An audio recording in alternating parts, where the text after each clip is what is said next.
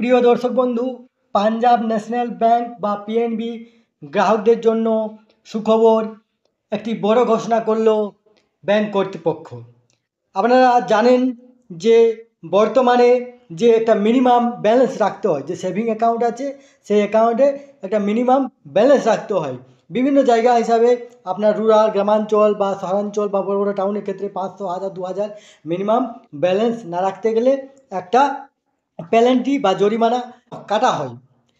কিন্তু এবার ব্যাংক কর্তৃপক্ষ সিদ্ধান্ত নিয়েছে যে 1 জুলাই থেকে গরিবদের জন্য, মহিলাদের জন্য যে সেভিং ব্যাংক অ্যাকাউন্ট আছে সেই সেভিং ব্যাংক অ্যাকাউন্টে আর কোনো মিনিমাম ব্যালেন্স রাখার দরকার নেই। আপনার জিরো ব্যালেন্স যদি থাকে তার জন্য আপনাকে কোনো আর ফি দিতে হবে না। এই তথ্যটি আপনার সাথে শেয়ার করলাম। সুস্থ থাকবেন, ভালো থাকবেন, ধন্যবাদ।